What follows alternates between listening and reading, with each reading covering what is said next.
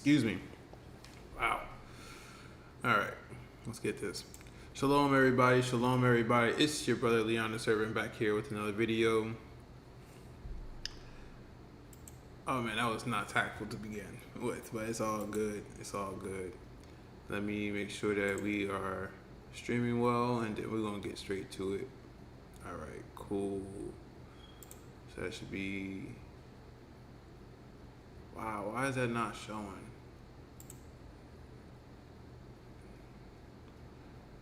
Okay, let me see something then. There was a whole way that I had this done, and now it's not doing it for me. I might just have to go in here blind then, and I'll just do this then. That's what I'll do. I'll put this on mute real quick, and then I'll be able to interact with you guys this way. Just because I want to be able to actually see what you guys what's going on. If you're here, hope everyone's doing well. All right, great. There you go. I'm gonna do this too, though. Yeah, that works. Yeah, and then I could do. Give me 1 second, just so I can get y'all to pop up here real quick, just so that we can have a little bit of engagement. This is live. All right, let me do this over here, and we're just gonna. All right, let's do it one more time. All right, oops. All right.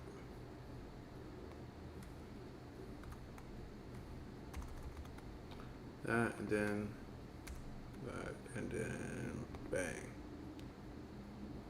And then it should bow. All right, cool. We got everything up in there. All right. Let's get this started. We got a little bit of limited time. Busy man I am. All right. Cool. All right. Shalom, everybody, once again. It's your brother Leon the Servant back here with another video. I wanted to talk on a topic that is really important to me. It's something I'm currently going through. I wanted to give you guys an update, and also wanted to bring up, I think, a very important topic. So, for those who don't know, right, my wife was pregnant, and we just had our child last week. So I am officially now what some people would consider to be a father. Now, I think that I was a father at the very beginning, but we'll get into that in a little bit. Long story short, my baby girl is here. And in this time, I've been doing a lot of reflection, contemplation, even before she came. So much contemplation that we even have a book. Excuse me. We even have an ebook ready for you guys coming out. I mean, you guys should be able to sign up at the end of the week, and then it should be published sometime next week for you guys. A lot of contemplation. I found myself in a lot of precarious situations right before and during, and I found a better foothold. There, I found myself asking a lot of questions, seeking a lot of answers, because of this new chapter of my life that I'm currently in. And I kind of wanted to open up the floor and kind of talk about what that entails, fatherhood and purpose. And I have both of them together because I feel as though that there are some people who take up this journey, right, without much deliberate focus, without much deliberate intention. And I want to kind of dispel some of that, but then also want to give light and insight. So let's get into it. There is a lot going on currently with me and my little one. um, she was born early, so we have a premature baby, and there is a lot going into that, dealing with NICU, dealing with the mom, and even self-regulation, going back and forth between the hospital, things of that sort. And quite frankly, if I didn't prepare myself for this journey, I would be struggling. You know what I'm saying? Really struggling. There's quite a few different things that I've done for that I kind of feel gives me a better way and a better perception of how to go about these different things. Um, I, as most people, or at least most men, was not fully aware of everything that comes into pregnancy.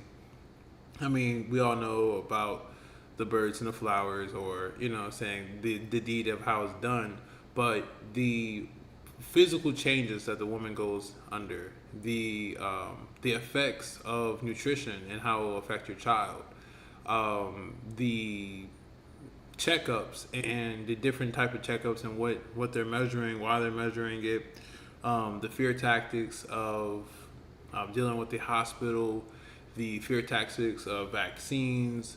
Do you have the psychological shift that happens in the woman, and also the psychological shift that can partake in yourself, the different hormones that are emitted, and so on and so forth, right? There's actually like quite a bit going on when we're bringing forth life.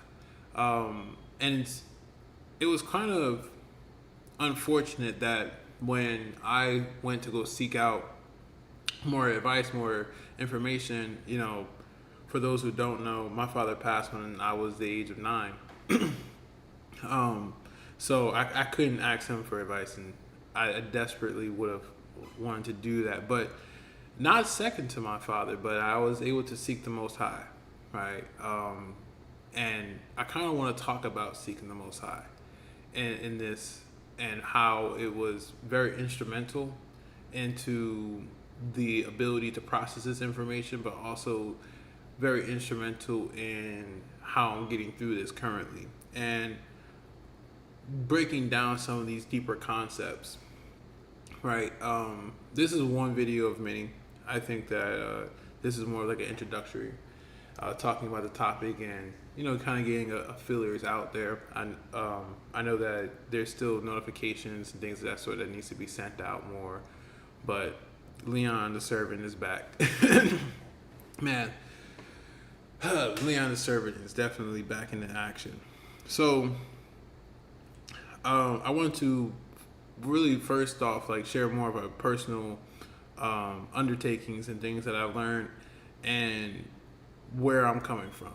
And then all the videos leading up and following I'll show you different scriptures I've meditated on. I will talk about the different resources that I read, some books that I want to read, and just the overall improvement in creating a community for fathers or expecting fathers to have an outlet to speak, have an outlet to be informed, have an outlet to grow in leadership. One big contemplation that I've been having a lot is, what does it mean to share the title of the Almighty, right? In Hebrew is Abba. I know in the English tongue we call Father. What does it mean to share that title with your heavenly Creator? What is expected of you? And what new insight of possibility, realms of discovery are expected? I also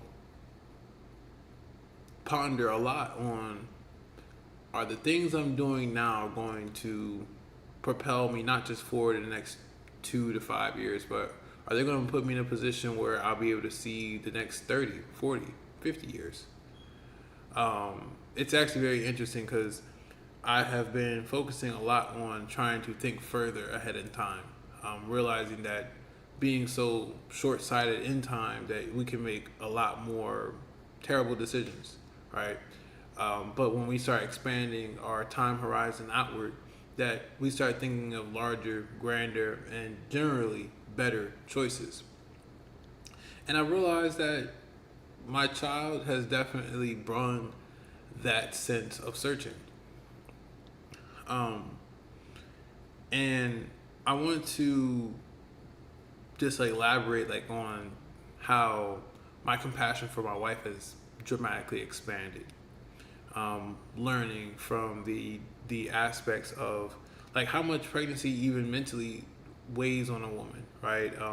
And I'm talking about like physical energy being taken away from the brain and other functions just to be able to support this new life.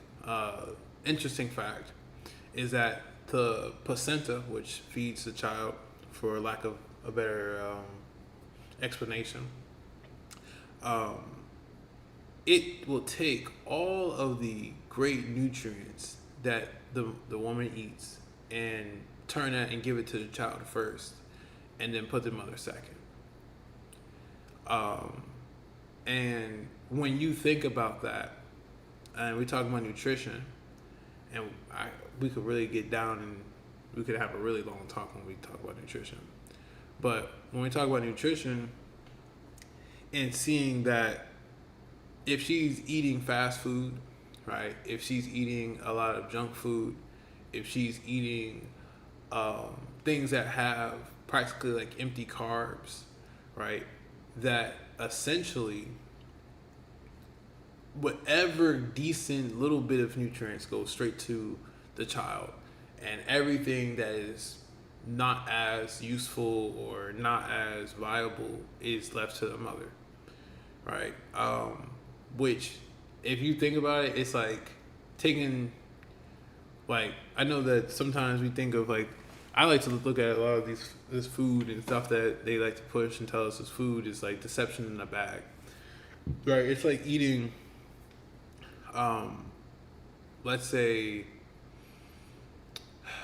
I don't know, let's take McDonald's, right? And we know McDonald's has over 100 plus different ingredients that's just straight chemicals. And let's say like 10-20% beef. That 20% beef will go to the child, and every other chemical, every other hormone blocker, and things of that sort, for the most part, will just be something that the mother is supposed to take away for nutrition. And if we understand that McDonald's food is in general is not the most nutritious, then or any other type of fast food, then we can only imagine like the amount of damage and wreckage that we are causing by giving the mother such foods, right? And that's just talking about food. And man, the appetite increase is something interesting as well. A lot of times when we hear that they're eating for two, some people say not, some people say do. I say it's just more. And I think that if you're doing things in the right order, right, you are this woman's husband, her protection, her head, that you already are providing for, then moving forward and deeper provision, it is interesting.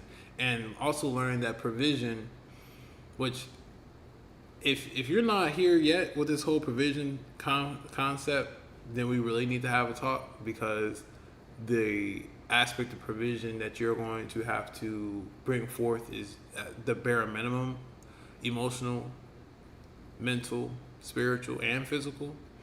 But just saying that those things all get ramped up a lot more because of the neurological wirings that actually happen while the woman is becoming a woman ready to give birth, a mother, in the fullest terms, and in the fullest sense. So there's a lot of like heightening in the emotions that is meant to be able to protect the baby from dealing with extreme anxiety, depression, and things of that sort, which could be not only just detrimental as it is for us as adults or teens or what have you, but even extremely harmful as a child, because of the amygdala and how that winds up interacting and working on. This is one of those things where everything that you do, if it wasn't intentional, it better be now. Everything you thought of, if it was a wasted thought, you better learn how to hone in on it now. And because you are a part of something much greater than yourself, right? You are actually trying to pass on the best portions of your knowledge, habits, rituals, so that this child may actually go further than you, right? And to be able to do that thoroughly, great, and an honor, there's a lot of studying that needs to be done. It was interesting because right before I was about to see my child come in to the world and breathe her first breath, I was thinking, or maybe this was slightly after, yeah, this was slightly after. And I was having a conversation with my wife, and seeing everything that went on and being in the operating room and things of that sort. And I was like, a lot of people are not qualified to have this experience. And I don't mean qualified in the aspect of, oh, well, you can't. No. But what I mean by that is that a lot of people go in extremely ignorant and extremely blind, and some of that ignorance winds up being a severe hindrance throughout the entire pregnancy, maybe even portions of raising your child, and not being able to self-improve and self-reflect. Let's be honest, right? I sat down and I had to do like some deep searches. Like I had to go quite some lengths on searching and trying to find viable information that not only one aligned with God, with the Most High Yah, but two also just aligned with masculinity. Right? There's a lot of books. There's a lot of information for what the woman's supposed to do. Not saying that makes her job any easier, but what it is supposed to bring out is the factor that being a father or being a man that is going through this process is seldomly documented and is seldomly expressed. And I think that it's time to change that. I think that it is time to make sure that the resources, the information is available. And this is just the beginning of it, right? I have quite a few different things that I definitely want us to go over, right? From your presence, right? And what does it mean to the impact and the importance of you reassuring, right? The ability to have foresight, right, into what things need to be done around the house. The presence in showing up to the appointments. The love and compassion that's really and genuinely needed by your wife. Even if she doesn't know how to say it, and even if you didn't know that it was needed, there is a lot to talk about, even with you as a father, right? And the shifts of how the household is now how it's going to operate, especially if you're coming from a more egotistical or narcissistic perspective, right? That framework of thinking is only going to cause a greater divide between you and your wife. The also understanding that the way that you as a man is going to perceive the world and the way that her as a woman is going to perceive the world, and her being the mother and you being a father, that there's two independent but interdependent and vastly important roles. Shalom, famous warrior. Vastly important roles, and how you as a man allow for this child to grow, and her as a woman allows for this child to heal. And I'm saying it like that for really important reasons. From the research that I found and from the things that I see, right, and even some of the statistics, it's not a who is better battle. It is about how do we do the best for our child. And that does come with a proper honoring of the father and a proper honoring of the mother.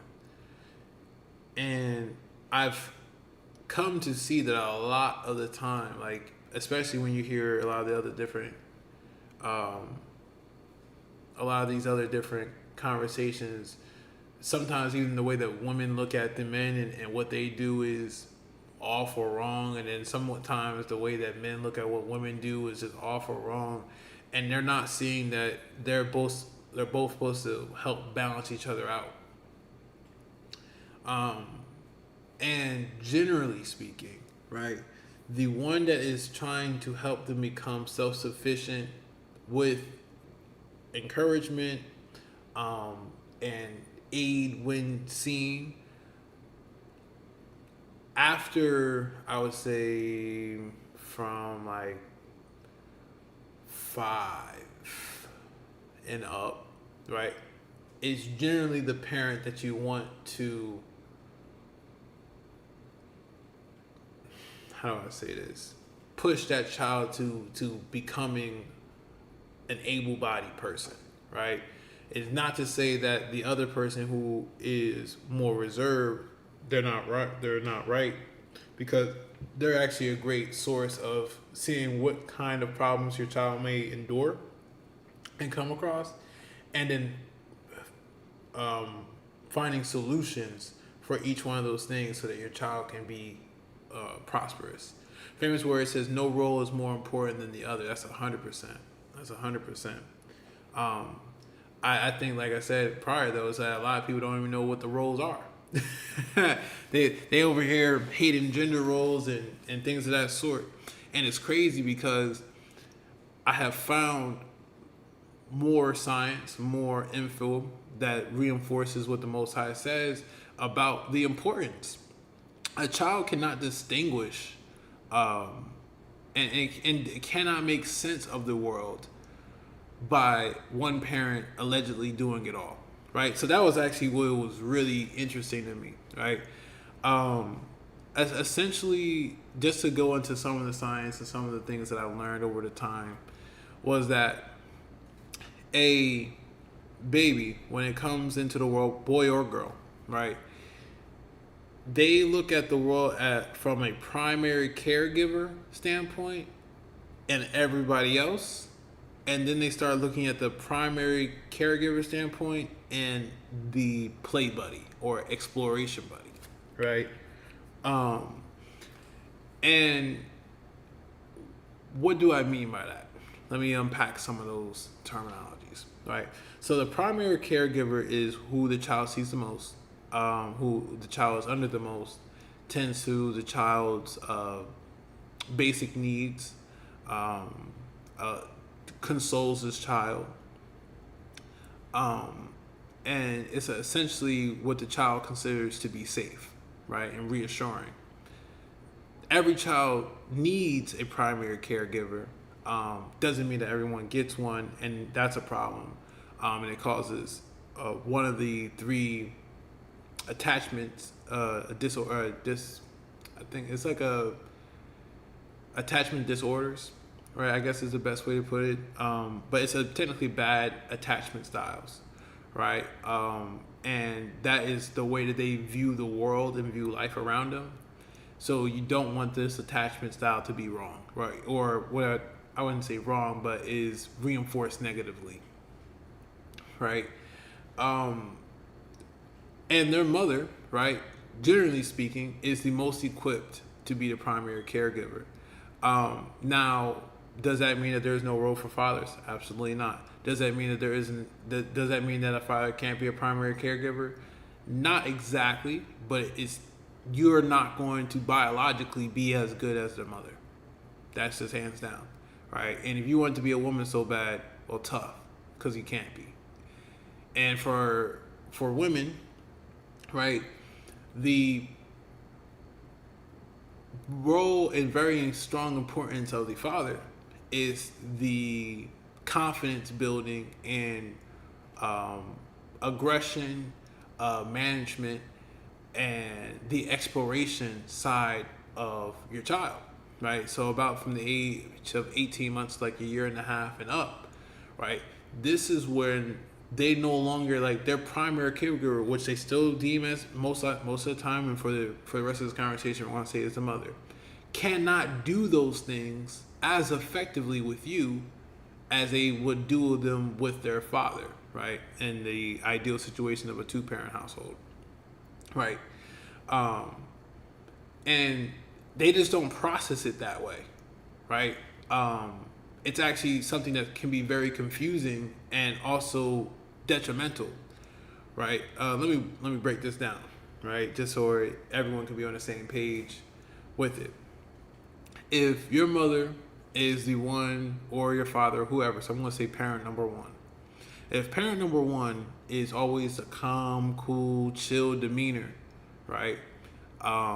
Is the one that you feel as though you can talk about the world to, right? A lot of the time, right, that same parent you do not see as the force that's going to push you, right? Or to judge you, right? Now, that's not necessarily bad, right? But when it becomes a time for that, hey, you need to pull more out of yourself, right? You need to do more, right? How do you, right, as parent number one, also be able to share the other hat of pushing this child to do more, right? It becomes a very, very tricky balance. Reason being is that we all know that when you talk to someone in confidence or solace or whatever, and then later they're trying to push those same places that you're comfortable at, it could be a very, very slippery slope, and sometimes you could wind up not feeling safe with that person anymore, right? Is that to say that mothers can't discipline their children? No, because boundaries are still established in all relationships. Is that to say that mothers can't say they're disappointing their child? No, it's not to say that either, right? It is to get at the point of when there is a benefit of not just doing this by yourself, right? And when the father comes in, right, or parent number two in this case, comes in, and they're able to not have to wear, or I want to say, they're able to give you a reality check, right? They're able to give you a dose of how the world will handle you, right? But do it in a way that's gentle, do it in a way that's reinforcing, do it in a way that can build you up, right? And then that child can now go back to parent number one and talk about their experiences, get these things off their chest, right? And parent number one can encourage them instead of having to pull out or seemingly force them out of their comfort zone, right? It just makes for a much better headspace for the child, right? This is what has been studied. This is what has been shown over time. Oh, talking about that, we got my Divine Lee up in here. Shoot, man. I definitely got on here. Yeah, I got like another 15 minutes for y'all. So maybe if I was actually doing this on my other, if I was doing this on StreamYard, I probably would have sent the link in. But within that, it just helps them rationalize these things better, right? And I think I might bring that up in my next video. I might break that whole thing down, bring up the medical studies, right, that they have done with these children, and also talking about the four different attachment styles. And they have done a study of tracking these people long term. I went into this one example about studying, right, and about knowing as a father, because you play a very, very important part, a very important role. And knowing how you interact in this child's life, in their view, knowing how the mother interacts in this child's life, and knowing how the two of you guys are supposed to work together, is paramount. And when I mean paramount, I really do mean paramount. If you want a household that isn't warring, if you want a household that has structure, if you want a household that the child is doing good, right, is your pride and joy, and it's not a pride and joy that you got to hide to the side, like, oh, I don't want to talk about this, or I don't want to talk about that, right? If you don't want to have a problematic child, I believe the statistic was by 2050, right, that they expect one out of three children will have a mental illness, right, by the way that things are rapidly rising in America. So it's talking about American statistics. And these things should be alarming. Like, once again, we're talking about fatherhood, we're talking about your purpose. I don't think any father wants to knowingly or unknowingly contribute to that statistic, right? Once again, this is to bring and raise awareness.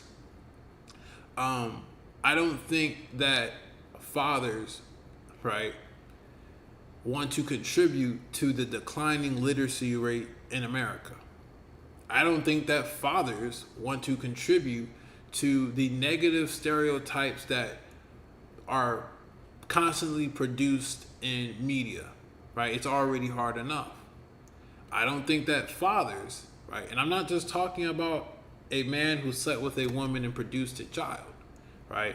While that might make you the biological father, once again, what does it mean to take and share the title of the Most High? Abba, Father. What does it mean to do this with a purpose? What does it mean to do this as a labor of love? What does it mean to do this with excellence? What does it mean to be successful as a father, as a husband?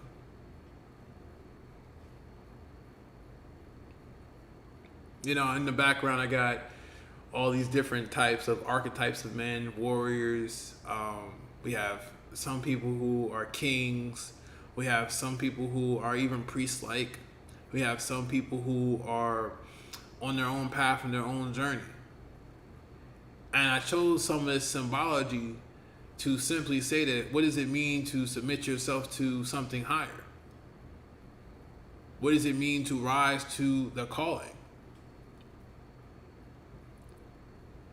Like, I'm pretty sure, like, if we're being real honest, we're being honest here, a lot of people didn't know about these statistics about autism being one out of three, or mental illness, which also can contribute to depression, can also contribute to ADHD and ADD, which is the same thing. They just want to use word jargon, right? I'm pretty sure, like, a lot of people didn't know it was going to get to the point of 1 in 3. But if they look around and they say, you know, there's some people that need some help on a day-to-day basis. We are popularizing ill behavior, right? And I can't speak for every other community, right? But I can speak to my community and saying that there are fathers that care. Let's make sure we're educated. Let's make sure we got the resources, and let's make sure our presence is known. I know a lot of times that we move in silence. I know a lot of times we're busy. Talk about busy, man. I only got like 3 hours of sleep for the last 2 days. Each day, 3 and 3, baby. But yeah, fatherhood is a great intervention. Yeah, for sure. You know what I'm saying? Like, I've spoken to my friend Divine Lee, famous warrior. I got a few others in the back.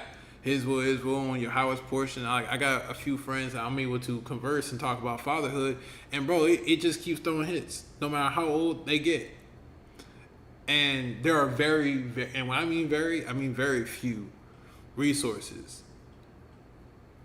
Like, I was fortunate enough to have friends that were already, figuring out their way.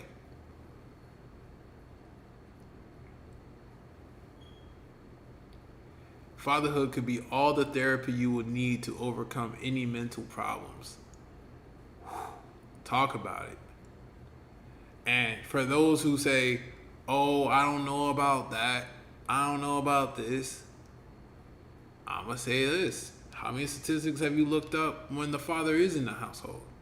How many statistics have you looked up when the father does care? Why do you think that the nuclear family was attacked? Why do you think that they made it so that, or they make it so hard to produce income so that two people have to be away?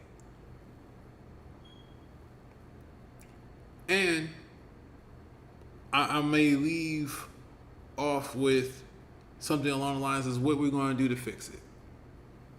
Like, this is a call to action.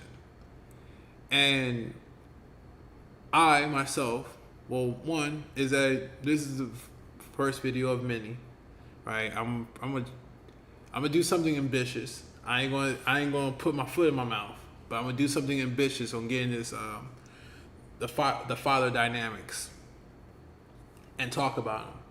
Talk about the different things with how to handle, manage, and lead your wife in such a time, right? Talk about meal prepping. Talk about books that will be helpful and insightful for you to read, right? We're gonna start a book club, right? We're going to talk about how to get the right resources if necessary. We're going to talk about applications for assistance if necessary. We're going to talk about your own physical health, and making sure you're not pouring from an empty cup, because I'm going to tell you this is something else. Another fact is that all children look at their parents and says, that is my source of love. And they have no idea whether that is true or not, but they believe it within their whole heart.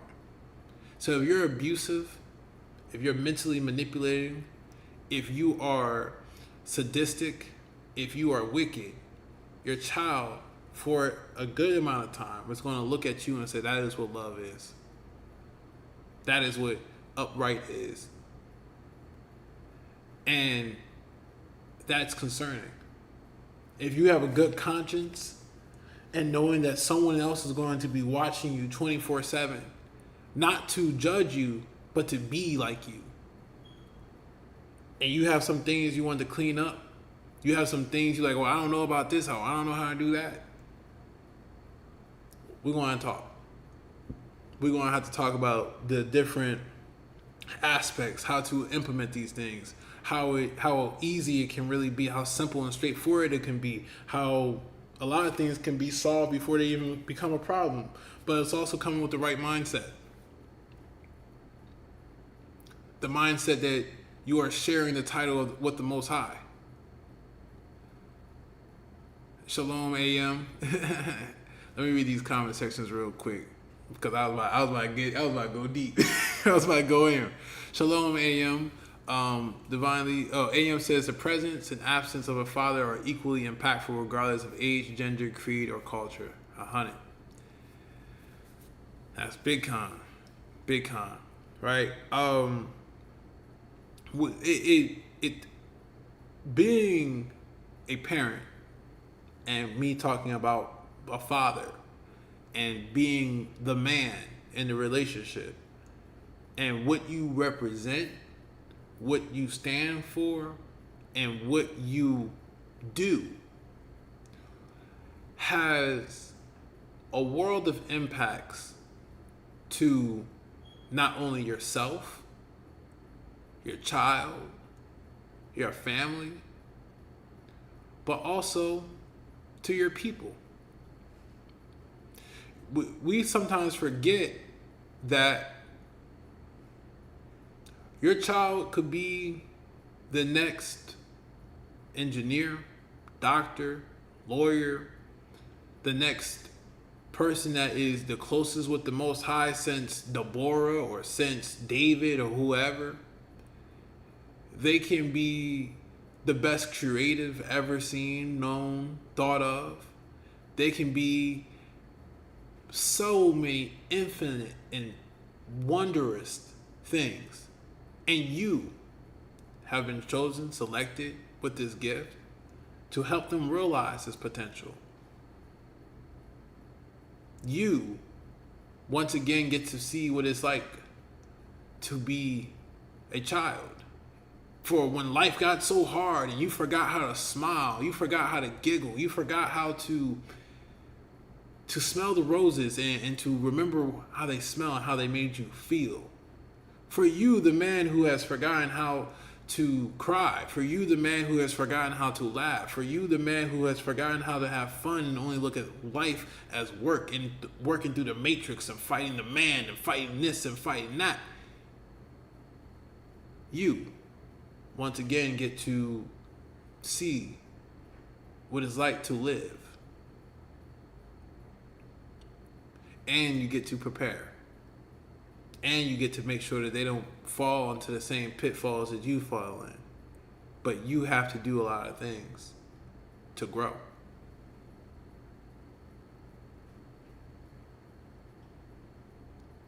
Let's see, Divinely said, mount up, righteous fatherhood is pivotal. That's big time, big facts. The responsibility of identifying purpose, the role of Adam naming everything in the beginning. Yeah, it's big facts. I also like to think about it as like when the Most High came on that mount, he called all the men for that covenant. And everybody else was under those men. I want you to think about that. Like as a man, you're supposed to be the priest of the household. You're supposed to be the teacher of the household. Well, I don't know that much, you know what I'm saying? I drop. Cut all that. Cut all that. That job didn't care about that. Them bills didn't care about that. You think this child's gonna care about that? The child doesn't even conceive your problems as problems. The Most High didn't conceive your problems as problems either. You are beautifully and wonderfully made. Seek the Most High in all your paths, and He'll order your steps. It's time to rise. It is time to rise. Oh man, I definitely have a lot more that I want to say and a lot more things that I want to go over, but this very same topic of fatherhood is the exact reason why I have to go. I have to make some runs to this hospital and stuff of that sort. Make sure my baby's doing all good and everything else of that. I'll also be talking about the experience of being a NICU father, right? And some of the aspects of that. If you guys have enjoyed so far what I've had to say, like I said, by the end of this week, I will have the pre-order link for my ebook, right? It's only going to be $27, and it's going to be the 7 pillars of fatherhood. We'll be going over each one of those pillars before this book releases, and in the book, you'll be able to go over it hand by hand and be able to have it for yourself. And the first pillar is presence. You got to have your head in the game. You got to be here, right? You got to be able to feel, see, think, live. Because without that, there's a lot of fathers that may be home, but are not mentally present, are not spiritually present, are not really physically even available. And that's not presence. Oh, can I get that? Let me see what's going on here. All right. Yeah, all right, for sure. Aki said he got a video he wants to play. He got to mount up for the outro song, and then we're gonna get up out of here. Let me do that real quick, like that. Bow, something just like.